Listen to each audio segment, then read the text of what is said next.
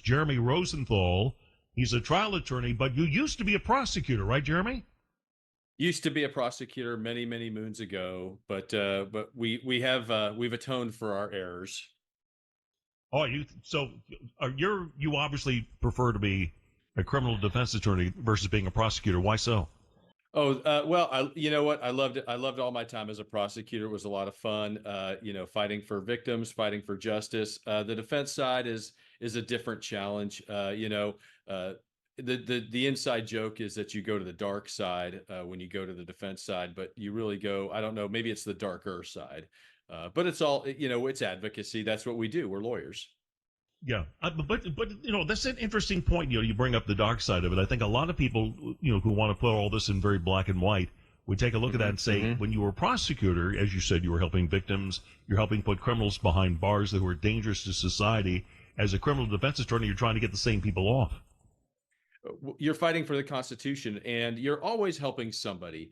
In the defense world, you're always helping somebody. There's a lot of folks that I think are innocent. There's a lot of folks that even if they are guilty, I feel like they're getting a bad shake. And we haven't even started talking about the mental health aspect of it all, because a lot of folks that we help are, they may just be going through a hard time, and they may just kind of be going through a fringe situation. So it's just never wrong to help a person. It's never wrong to help keep the government in check. What you find when you're a lawyer is the guy who is defending the insurance company. That guy's got a moral perch to sit on, same as the guy who's defending the person who got T-boned in a car accident. So it's just different degrees. Understand? Okay. Well, in this particular case, this is getting curiouser and curiouser as the information comes out about it. We're dealing with an individual that I don't know what their official gender is, but I know that there's at one point in time this individual identified as a male and used a male name, and now identifies evidently or did identify as a female using a female name. We also know this individual evidently, it turns out, had a pro-Palestinian message written on the rifle, so we don't know if that might be a motivating factor. It's just, you brought up the mental health aspect. There's a lot of people right now who are living on the edge and who seem to be prone to picking up all sorts of causes and then trying to defend those causes in violent ways. Well, we're learning things today, as you pointed out, and the news is just kind of steady and it's slow, and the more time goes by, the more we're going to learn about what's going on with this person. It's a really Joel Osteen's church is it's not the same as, say, the First Baptist Church of Tahoka in far west Texas, right? So logistically, there's some different challenges there. When you go to Joel Osteen's church, I mean, maybe you have the same political, or maybe we don't know if it's a political message or not. Maybe you have the same mental health bent, whether you're going into a small room or whether you're going into what is a de facto basketball arena or at least a venue like a Broadway show where they can seat 2,000 or 3,000 people. So the security concerns are going to be far more different, at least from the standpoint of law enforcement and from a security standpoint. But again, like to your point, we just don't know at this point. I mean, the news is, the information is leaking out slowly but surely. Hopefully, law enforcement, the FBI, ATF, they're measuring twice and cutting once here, which is what I think we would all hope they would do. Well, I would agree with that. Here's where my concern is, and maybe you can address this for me. When we had the Nashville shooting case, we knew that there was a manifesto, or at least we were told it was a manifesto, and then everything was possible under the sun was done to sequester any of the information in there that might have given us any idea of why this person acted out the way they did. We seem to, in certain cases, take that bent where we either are afraid of offending a group of people. I don't know if that's what the problem is. If we're going, above and beyond trying to protect the privacy of somebody who's actually gone into a school and shot people up. Does the public have in your world, especially when there's not going to be a trial for that individual, does the public have a right to know why this happened?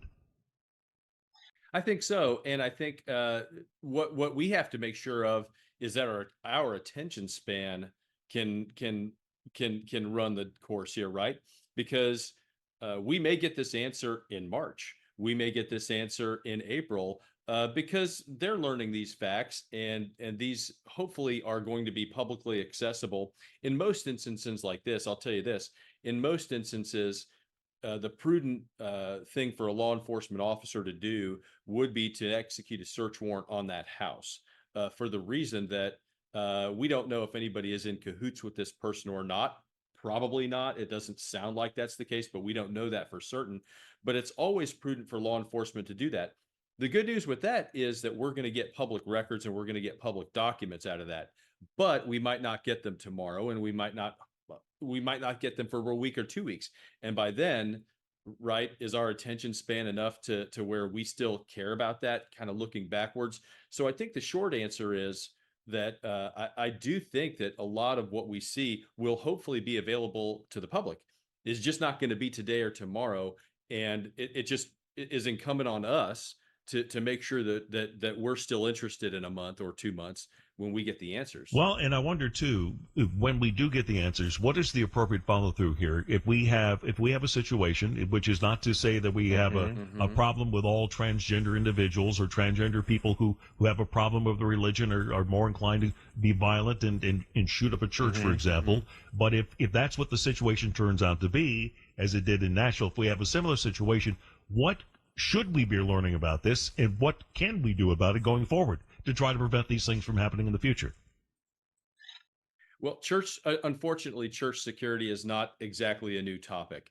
And so what has to happen here is, I would hope that congregations and the leadership of denominations, regardless of what they are, hopefully they can put their heads together and ask themselves, what can we do to keep our parishioners to keep them safe when they come to our houses of worship? And that is a very, I'm sure any law enforcement officer who's listening to this, they can tell you the different challenges between defending a room and defending what is essentially a theater, and the different thing that those pose. In Texas, I'm in McKinney, and north of Dallas, the home of, or North Texas is where the world champion Texas Rangers play. If you guys didn't know that in Houston, I think you do. Oh, did I slip that in? I'm sorry. Anyway, so Texas law, Texas has some pretty permissive open carry and concealed carry rules and laws for our citizens. Essentially, you can carry almost anywhere that you're anywhere except places that you're prohibited. You're prohibited from carrying in a school, obviously. You're breaking the law if you carry there. You're breaking the law if you carry in an airport, right? You're breaking the law if you're carrying it in a courthouse, probably in a place of voting. Churches are not, as a matter of law, a place where you cannot carry.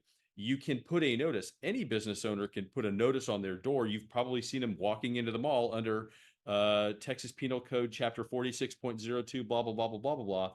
When you have that language, that can make it a misdemeanor for folks to carry in there. That just is that's for the law-abiding folks, right? Who want to know, am I breaking the law by carrying in a church? Now, what the church and how they want to defend, or how they want to, which is terrible to have to suggest that people have to do that, but how they go about that is obviously their business. The legislature does not protect a church. And I don't know that churches are going to go and say, well, keep our folks from carrying or not. I don't know that they're going to have I don't know that they're going to have those conversations. But I think that any law enforcement person listening to this would tell you there are practical limitations to defending certain spaces, right? The First Baptist Church of Tahoka is going to be a lot different than Joel Osteen's church. The good news here is that most of these places will hire off-duty police officers, which sounds like what happened here, to help with safety. And yeah, off-duty Houston Police Department officials are there. Yeah, a lot of these folks, a lot of these officers have a weekend job for the extra money, and if you've ever seen them, they're directing traffic at some of these big churches, and fortunately they're in the building to help make sure everybody's safe. And this building too, I mean, just to give people who may not recall or who are new to the Houston area, this building, Lakewood Church, used to be the Summit The Summit was where the Houston Rockets played before their current home at the Toyota Center. So that should give you an idea of just how big this place is. Mm-hmm. It's a really big fear, right? To have a mass shooting situation or a shooting situation in an arena type place. If you go to Jerry Jones Stadium here, or probably NRG Stadium or any big stadium, you're going to have to walk through security. And I know that I would hope that we're not in a place where we go to a house of worship and you have to walk through a metal detector. I don't think anybody wants that. But it raises a lot of really practical logistical concerns, and not the least of which we had a shooter in Allen, Texas, and a lot of the gun owners there after the fact, they talk about what they go through mentally and emotionally, and they've got their weapon, they're carrying, but then they don't want to get confused for the bad guy, right? So in what capacity am I going to use my firearm to defend myself, my family? And is it a good idea for me to go after the bad guy? Because then when the first responders get there, the bad guy doesn't typically have a sign on their forehead that says, "I'm the bad guy." So we may make the situation even more dangerous. It's a really hard question, and not necessarily a legal one, but yeah. No, I think you're right. I think it may be a moral question, and that's what I was going to kind of ask you to kind of wrap up this interview, Jeremy Rosenthal. Is that I don't know how long you've been lawyering. How many years you've been an attorney? Well, that's a big part of the legal practice, is name dropping and talking about how long you've been practicing. You can't see me, but I am very shredded and very good looking. You would never know that I have practiced for over 20 years. Okay. Well, let me just ask you this within that 20-year time frame then. What changes have you noticed? Do you feel like you've seen society change? Do you think we're getting more violent as a society? How have people changed in the time you've been practicing law? Well, that's a great question. I'll put it to you like this. The framers of our Constitution were ingenious. And every time I go back and I look about their insight into how humans act and how we react, and our relationship with the government, I'm always stunned and amazed at how they have been able to predict how sort of we act in the long term. There's good changes and there's been bad, and I know that that's not what the question is. For example, I think driving while intoxicated, I think the numbers would support that law enforcement has been doing a better job. And I think, knock on wood, that our streets are safer because of some of the law enforcement, some of their tactics and some of what they've done to make us safer. When it comes to these types of cases, I don't think there's any question that all of us feel less safe. It's hard for us to all have conversations with our children about, here's what we should do if this type of thing happens, which is not a conversation that I had growing up with my parents. We didn't have to. So I don't think there's any question that all of us feel less safe. We also have to remember that these cases, while they're scary, are pretty big outliers. And that's not a lot of that doesn't give a lot of solace to somebody who's the victim or the family of a victim of one of these things. And there's only so much, again, we can put a chapter 4602 statement on our doorway to say that we are a gun-free place. Those are letters on a door, and that ultimately isn't what necessarily keeps us safe. Exactly. But, yeah, the law-abiding citizens are more than happy to go ahead and go with your directive.